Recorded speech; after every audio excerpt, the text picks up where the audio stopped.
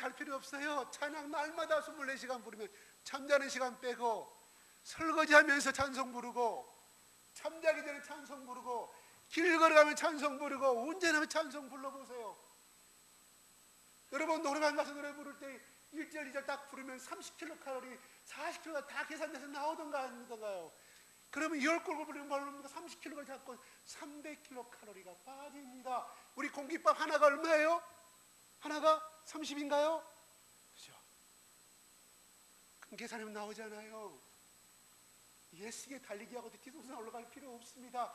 찬양 부르면 내 마음에 옥시토신과 도파민이 생기고 그 다음에 기쁨이 생기고 내 찬양을 누가 들어요?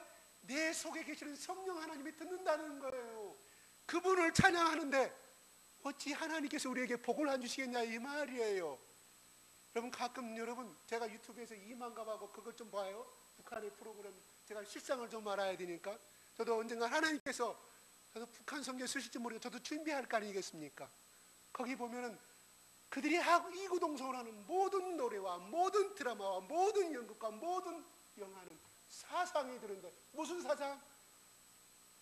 원리 김정일, 원리 김일성, 원리 김정이라는 거예요. 그들은 하나의 김일성 교주지 공산주의도 공산주의지만 김일성 교주라 이 말이에요. 그들도 그렇게 예수를 모르는 그들도 모든 찬양과 모든 학교에서 모든 동화도 우리 원수님, 우리 성은이 빛나는 우리 원수님 아니고는 어디 가서 우리가 살 수 있겠습니까?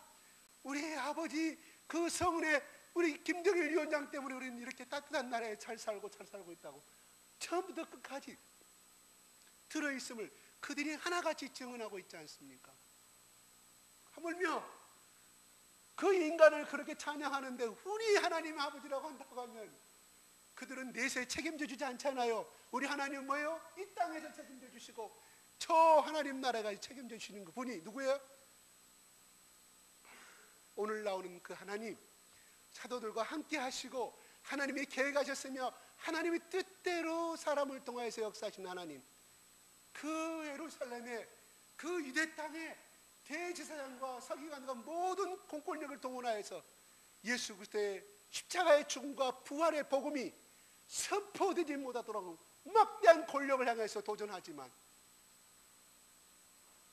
그 하나님의 도도한 물결의 성령의 폭발적인 역사를 어찌 인간이 막을 수 있겠다는 이 말이에요. 그래서 율법의 통달한 또 모든 사람들도 인정을 받고 인격과 모든 행동이 앞서가고 똑같이 일치하는 그 가말리의 그 교법사를 통하여서 하나님이 또 그 입을 주장하여서 야 이것이 인간의 역사면 머지않아 끝날 것이고 하나님의 역사는 하나님 우리 여호와 하나님 앞에 대적하는 것입니다. 뭐 대적한다고 해서 뭐예요? 대적함으로 말미암아 너희들이 죽음을 당하게 될 것이다. 그리함으로 두고 보자 나더라. 이 앞에 그 유다와 드다라는 그 많은 인물들이 있을 때 자기가 메시아라고 나타났고 하나님이 이 땅에 보내신 메시아를 주장하였지만 그런 인간의 역사였기 때문에 그들이 죽음으로 말미암아 끝났지만은 또 한번 두고 보자는 거예요. 정말 예수 그리스도를 이 사람이 영접하고 그 사람이 만나서 이 가말리엘 사람이 그를 주장하는 것이 아니라 하나님이 그 사람이 입을 통하여서 아무래도 봐도 그 전에 일었던 그 많은 자기가 선지자고 메시아라 했던 사람들의 역사와는 전혀 다름을 그는 알았기에 하나님께 그 입을 통하여서 사도들을 추록시키는 장면을 우리는 보았습니다. 중요한 것은 그러한 추록과 핍박 속에서도 그 째찌개의 맞음을 당연히 여기고 기쁨으로 이겼다는 사실이 지난주의 메시지였습니다. 그런데 오늘 6장에 바라보게 되면 교회에 문제가 생겼습니다. 성령이 충만하고 말씀이 왕성해져가는 그 소리만 지르는 귀신이 물어가는 그 성령의 충만한 역사 가운데 있었는데 교회가 무슨 문제가 생겼냐 하면은 바로 헬라파 교인들과 히브리파 교인들 간에 문제가 생겼다는 거예요. 어떤 문제요? 구제 문제가 있었는데 구제 문제는 저 애국에서 살다가 쉽게 말해서 그 헬라파 교인들은 어떤 사람들이냐 쉽게 해서 우리 한국 같으면 한국 교포, 재무동포, 제일동포 그러니까 유대인의 교포들, 해에서 살던 동포들이 돌아와서 그 예루살렘 땅에, 유대인 땅에 정착할 때 많은 고생을 하고 있었던 것을 우리는 대충 보게 됩니다. 가부들의 문제가 싱글로 표현하겠습니다. 싱글들의 문제가 발생이 되는 거예요. 남편이 없다 보니까 그 당시에 가부장적인 남편을 중심으로서 모든 가게가 이끌어가고 모든 가정이 이끌어가는데, 남편이 없는 그 문제로 인해서 그 부인들과 자식들이 어려움을 당하게 됐다는 이 말이에요. 그래서 그 당시에 유대교에서는 이런 풍습이 있었습니다. 유대교회에서 매주 금요일 날이면 배급이 이루어졌어요. 유대교인들을 통하여서 각지마다 다니면서 구제를 해줘요. 그동안 일주일 동안에 많은 재물과 많은 금부치와 많은 성미 같은 것을 받아서, 곡식을 받아서 그놈을 모아서 그 유대교회 예루살렘에 등록되어 있는 홀로 사는, 모세율법에 그렇게 했지 않습니까? 가부를 등한히 여기지 말라고 나왔지 않습니까? 그래서 유대교에서는 그때부터, 신명기 때부터 그들은 철저하게 구제하는 일에, 유대교인이 잘한 건 뭔지 아십니까? 구제하는 일을 잘했어요. 그래서 그렇게 나눠줘서 몇 끼를 나눠줬냐면 하루에 2끼 잡고 일주일이면 몇 개예요? 14끼를 나눠주는 일을 했어요. 그런데 나중에 들리는 소문이 히브리 유대교 교인들 가부들은, 그러니까 본토배기 출신들의 가부들에게는 제대로 빠지지 않냐고 14끼를 다 주는데, 저 외국에서 살다 온 교포 가부들에게는 띄엄띄엄 며칠 띄엄띄엄 가게 된다 이 말이죠. 아마도 이 구제 일을 담당했던, 그 봉사 업무를 담당했던 사람들이 그 유대교 오리지널 출신들이었는가 봐요. 그거를 그대로 기독교대에 와서, 이 초대교회에 와서 똑같이 유대교의 그에서 그런 일을 하다 보니까 문제가 발생됐던 거예요. 그러니까 유대교에서 행하던 일을 똑같이 답습해서, 왜? 그것은 하나님 앞에 하나님의 계명이었기 때문에, 그를 아름다운 전통에 그 일을 하다 보는데 이런 문제가, 불공평한 문제가 발생이 됐습니다. 무슨 일로? 구제하는 일로 발생이 됐다 이 말이에요. 그래서 이 이야기를 듣고 원망과 불평이 생기니까 12사도가 이야기를 들었겠죠. 그래서 2절에 뭐라고 말합니까? 같이 한번 읽어볼까요? 시작.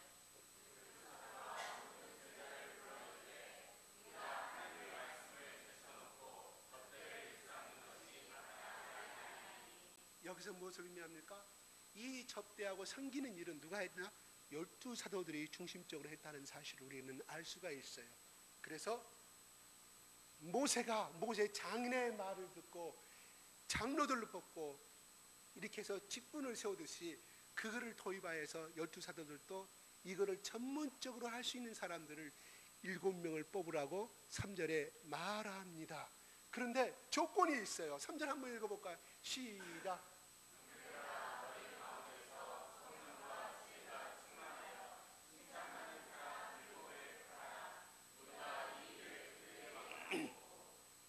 네.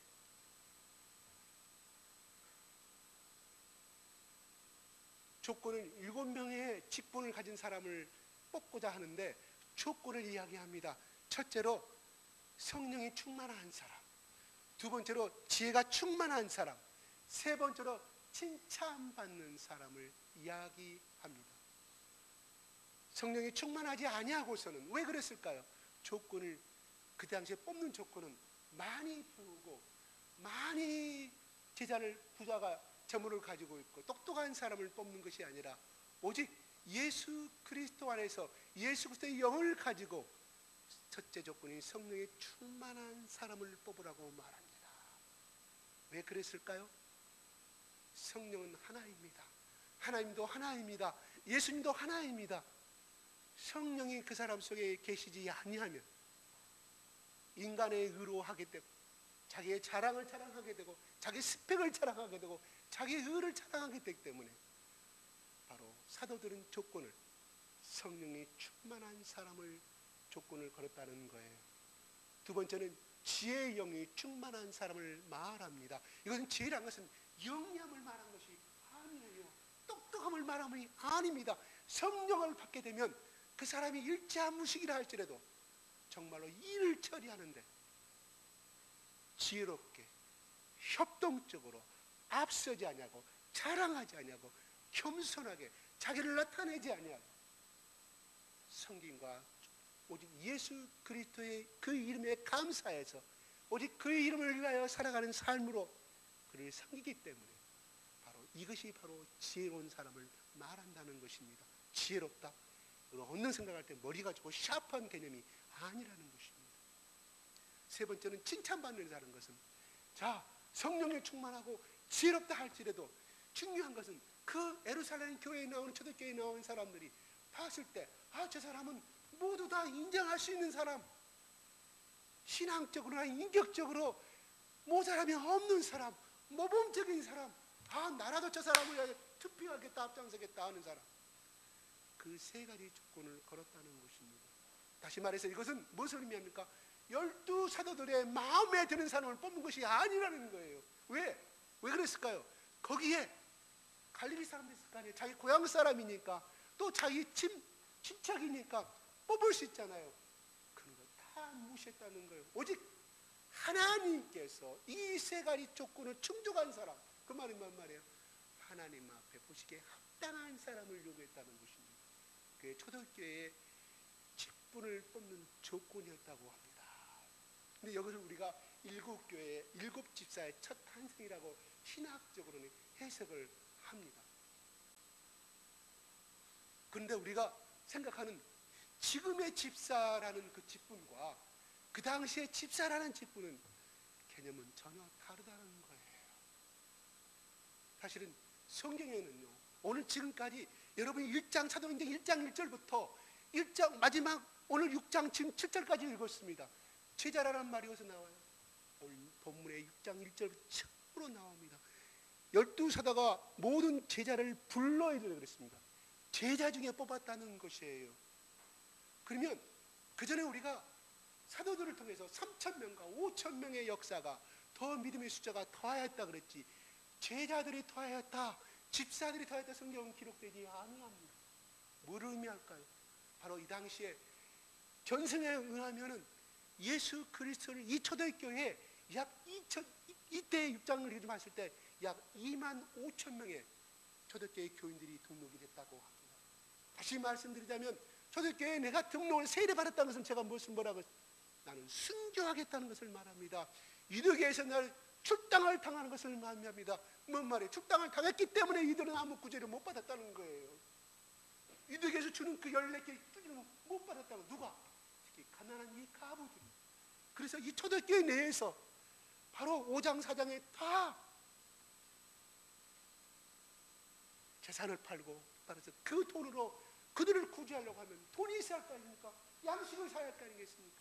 그들의 돈으로 바치는 헌금으로 운영이 됐다는 것을 우리는 알 수 있다는 것입니다. 그 당시에 예수 그리스도를 믿는다는 것은 바로 출교를 의미했고 유대인 국민으로서 인정을 못 받는 것이에요. 그래서 오늘날 집사라는 개념과 그때의 집사라는 개념은 다르다는 것입니다. 저는 여기서 보게 되면 바로 집사라는 개념은 뭐예요? 제자에서 출발했다는 것입니다. 뭔 말이에요? 평신도라는 것이 신학적으로 만든 것이 성경의 평신도란 말이 없습니다. 무슨 말일까요? 오늘날 예수 그리스도의 크리스찬이라고 하는 것은 내가 예수님 때문에 고난을 받고 예수님 때문에 내가 생명을 바치겠다는 그 의미가 크리스찬의 그 예루살렘 교회 초대교회에 생긴 그 본질의 히브리의 본질의 의미입니다. 오늘 뜻이 그거예요. 내가 순교하겠다는 것입니다.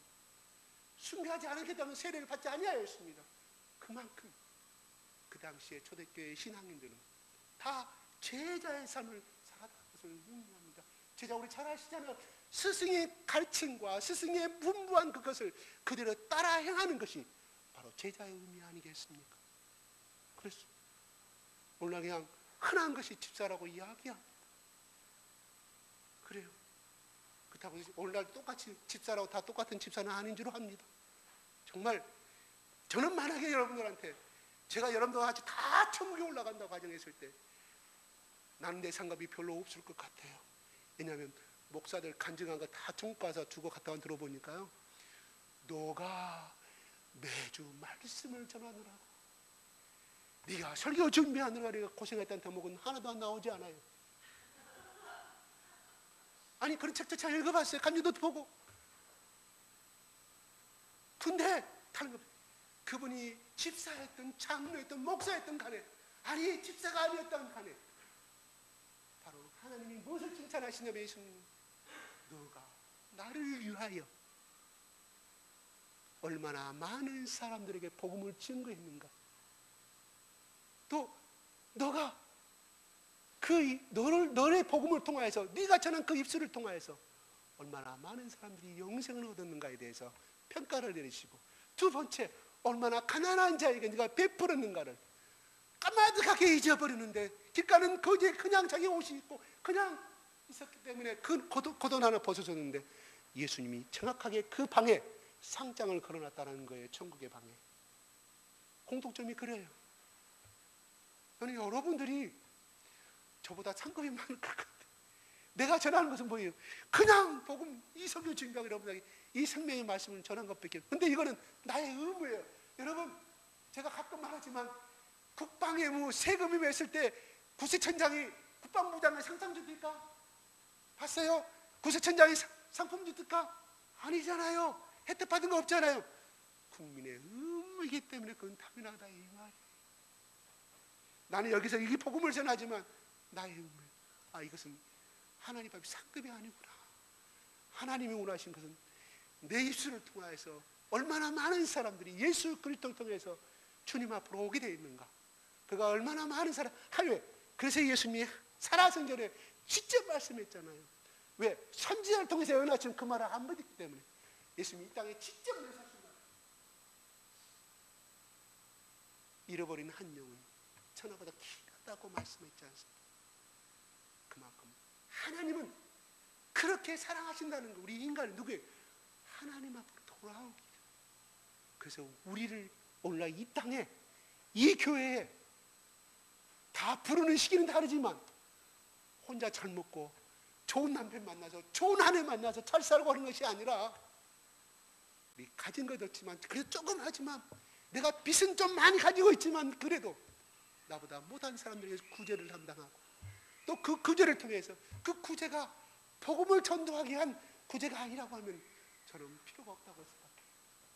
바로 그 사람의 영혼을 인도하기 위한 내게 가지고 있는 그 물질의 헌신이 호주머니 열지 않으면 아이들 마음이 열릴까?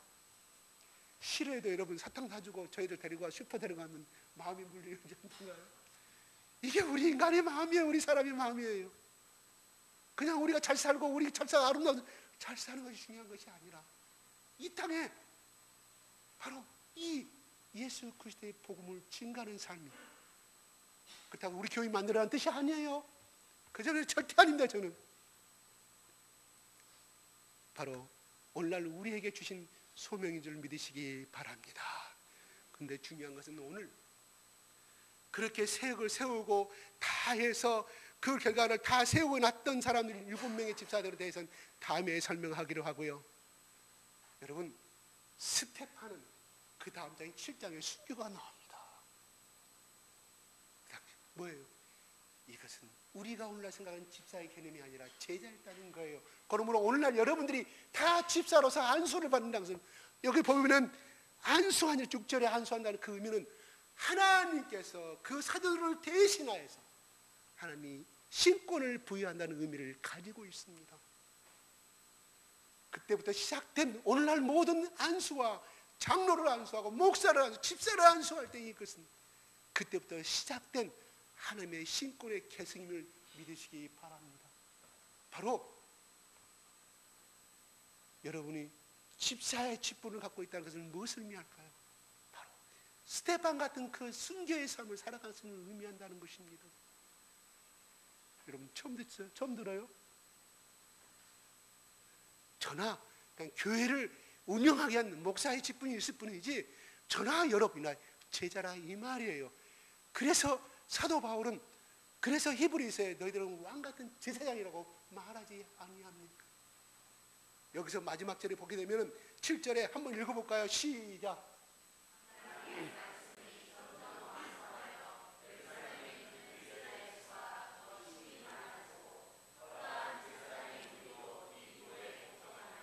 예, 이렇게 함으로 말미암아 첫 번째 역사가 하나님의 말씀이 살아 움직이는 역사가 엄청나게 일어났음을 이야기합니다. 두 번째로 예루살렘에 제자의 수가 더했다고 말한 집사의 수가 더 있다고 말 나옵니까?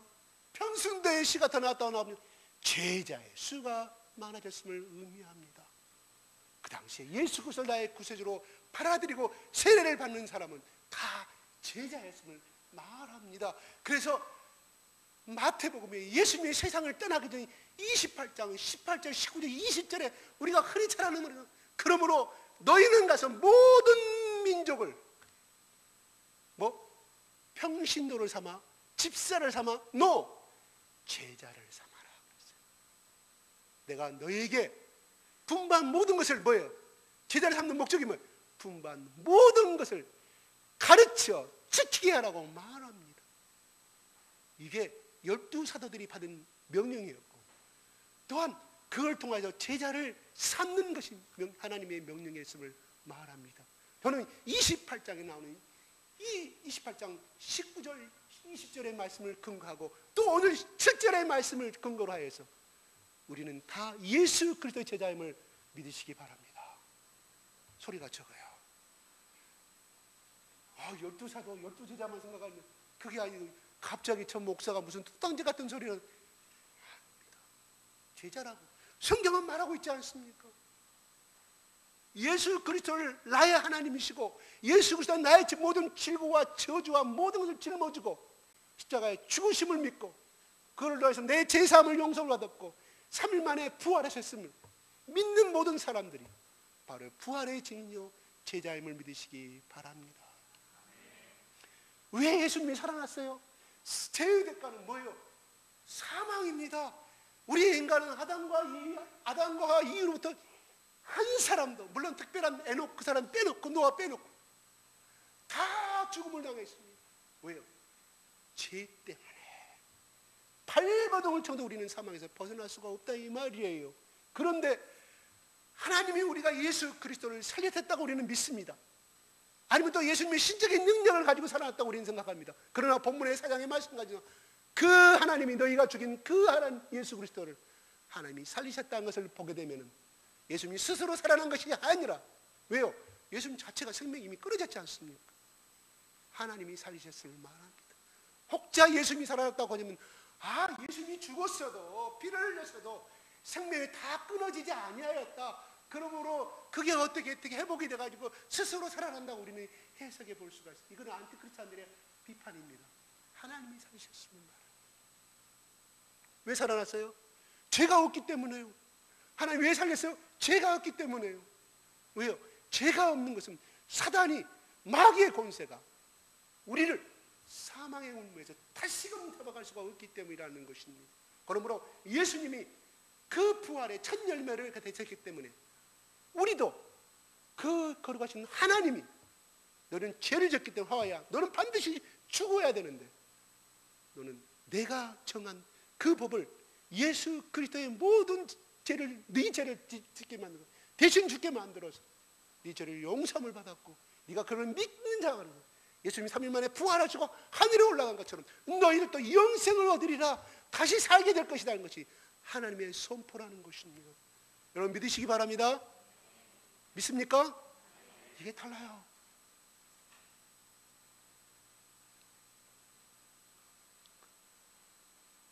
오늘 말씀의 7절에도 보면 제자의 수가 점점 더 심히 더 많아진 것이 아니라 더 심히 많아지고, 전라도 말로 허벌나게 많아지고 겁나게 많아져 버렸습니다.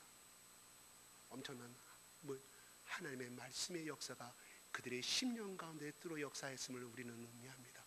베드로와 야고보, 그들이 알면 얼마나 알았겠습니까? 그들이 전한 말이 그들의 지식이 아니라 하나님의 생명의 복음의 씨앗이, 복음에 뿌려 들어가니 어떻게 살아나지 않을 수 있겠습니까? 그런데 여기서 마지막에 보면요, 제사장의 무리도 이 토에 허다한 제사장의 무리라고 그랬습니다. 제사장의 무리도 이 토에 복종하니라고 나옵니다. 참으로 신기합니다.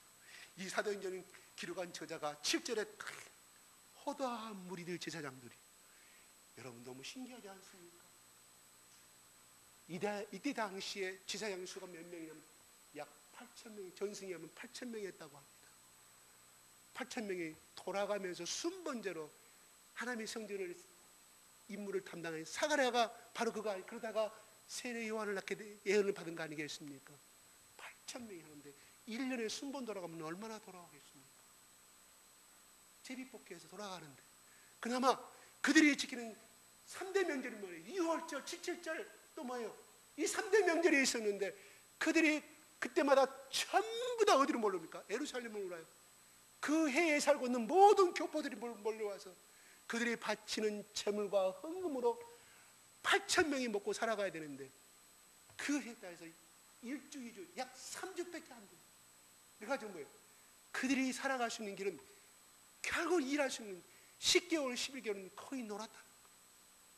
그러면 그 유대교의 교인들이 바치는 그 제물과 그걸 가지고 감사의 제물, 희생의 제물을 가지고 먹고 살아야 되면서 하나님께서 취향 정해준 법인데 8,000명의 제사장들이 어떻게 골고루 다 먹을 수 있다는 말이에요.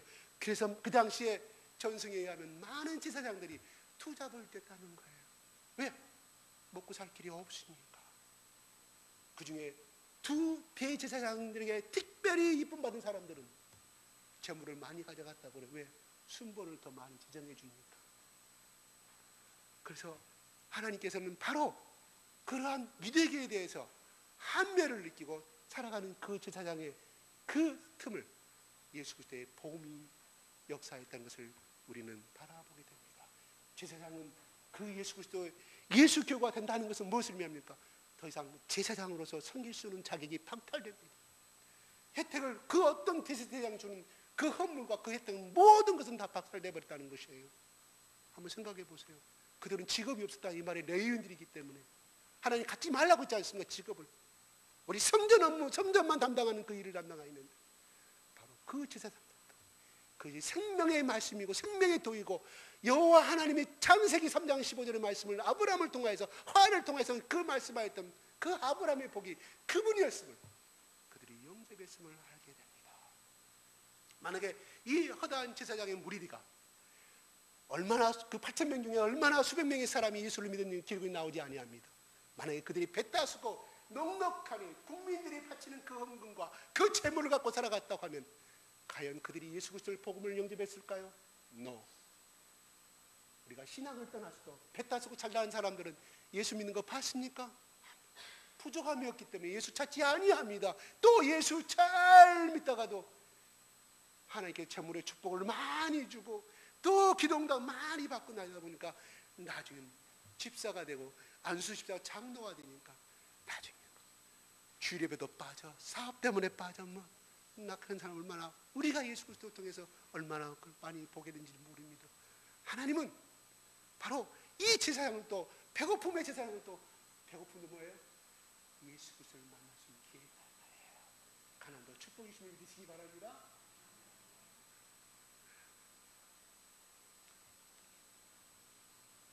우리 경림이 샤론이가 저 대한항공 회장의 딸로 태어났으면 예수 안 믿었을 거예요. 아마 그랬을 것 같아. 우리 인간은 그래요. 왜? 배가 부른데 육체의 신이 나에게 존재하는데 재물의 신이 나에게 존재하는데 안 보이는 더구나 보이지도 않는 하나님의 신을 어떻게 찾아요?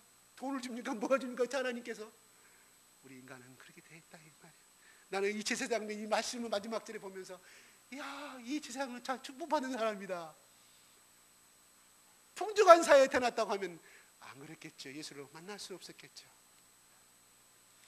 근데 우리가 하나 바라보게 됩니다. 중요한 것은 오늘 12사도들이 이 교회에 문제가 생겼을 때 그들은 본질로 돌아갔다는 거예요. 무슨 본질? 문제가 있는 곳에는 반드시 해답이 있습니다. 문제가 있는 곳은 반드시 정답이 있다는 거예요. 왜 이 문제가 발생되는가? 야, 120명의 사람들이 기도하고 성령 충만을 받고 안진병들도 일어나고 기적이 팡팡팡팡팡 복음만 전해다면 3,000명 5,000명의 역사가 팡팡팡팡 일어나는 역사 가운데서 초대교회 처음으로 핍박을 빼고 교회 내부에 바로 이 구제적인 문제 속에서 생겼음을 바라봤을 때 역시 그들은 성령의 사람들이었습니다. 야, 왜 우리가 이 문제가 생기느냐? 이 죄를 균등하게 분배를 안 해서 그런 것이냐? 그것이 아니라 바로 그들은 그렇게 말합니다. 4절 한번 읽어볼까요? 시작.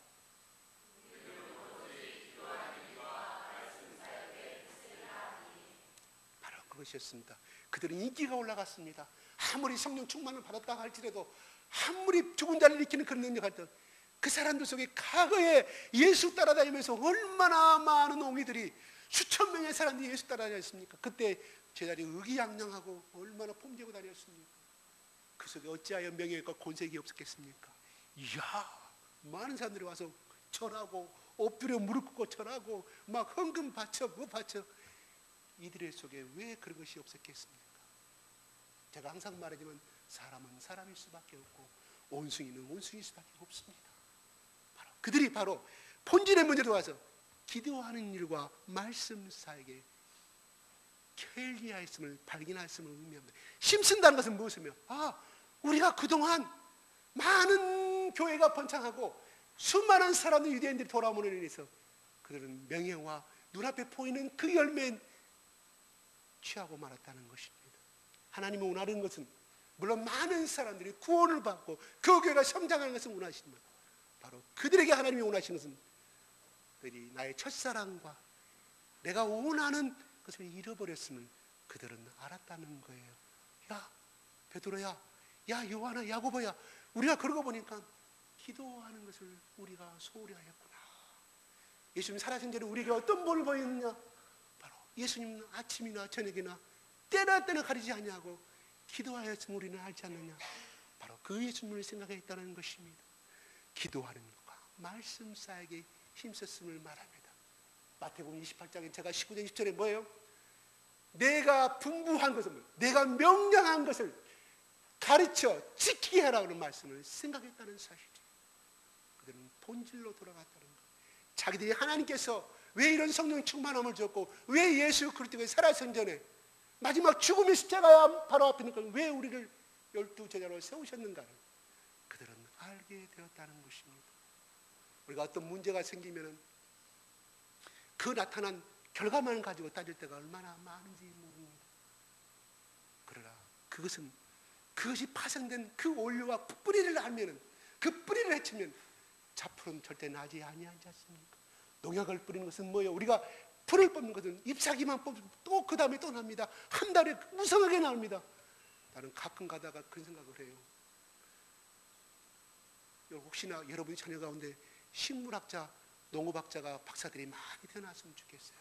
세계가 따라올 수 없는 특허를 얻었으면 좋겠습니다. 뭔 특허?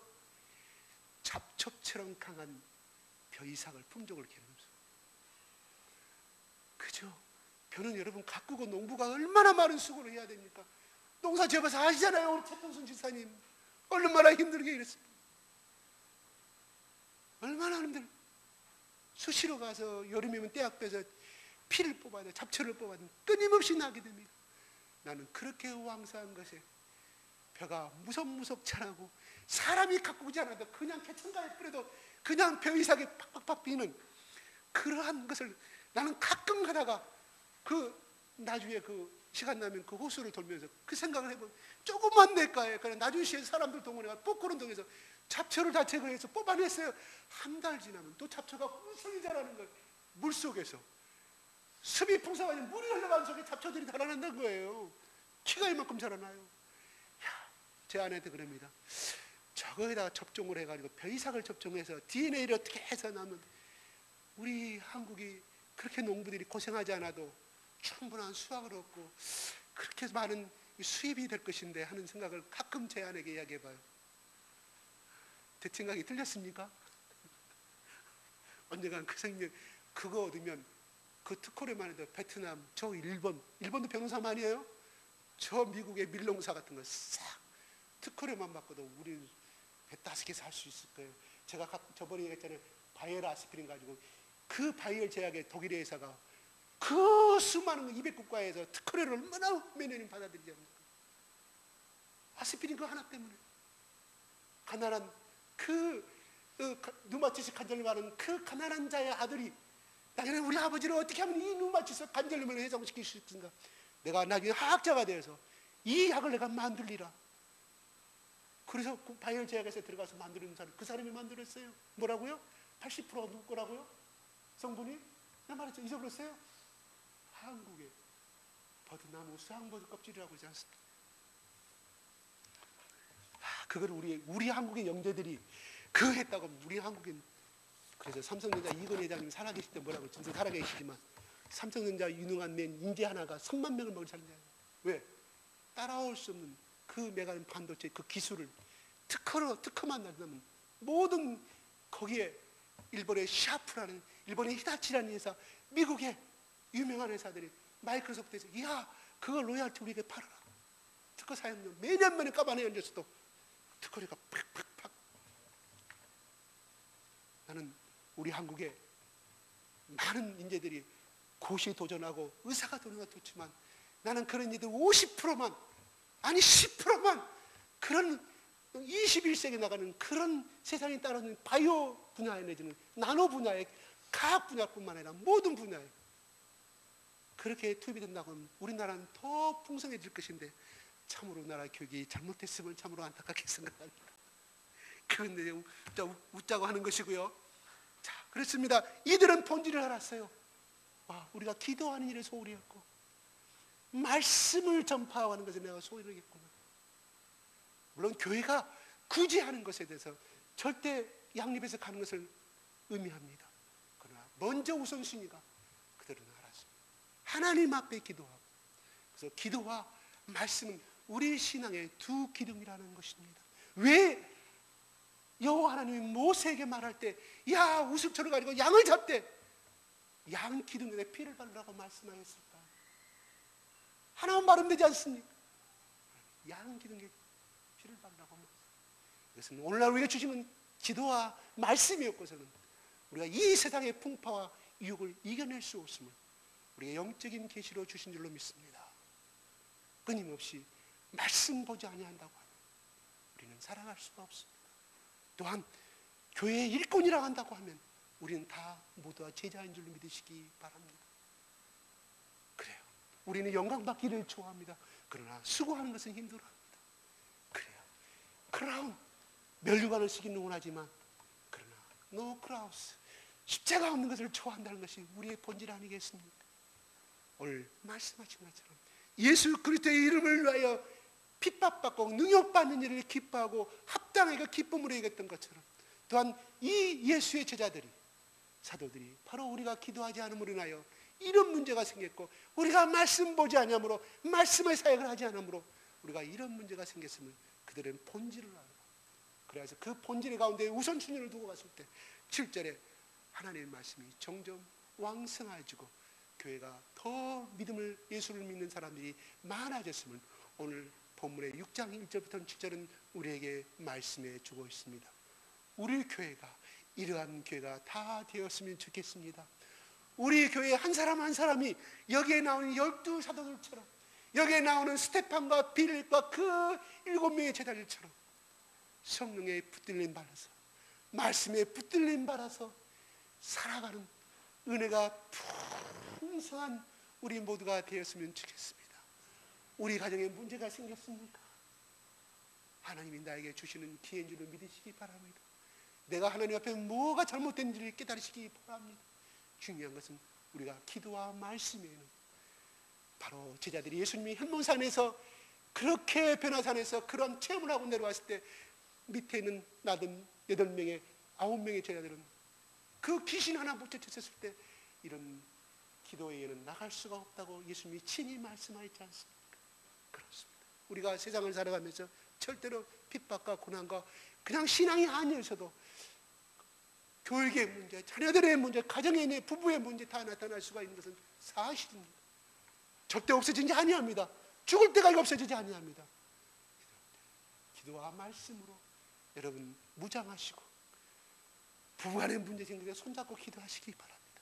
저도 오늘부터 우리 아내 손잡고 내가 기도하랍니다. 어제도 제가 잘못했다가 빌었습니다. 이틀 갈래 빌었습니다. 왜? 내가 잘못했기 때문에.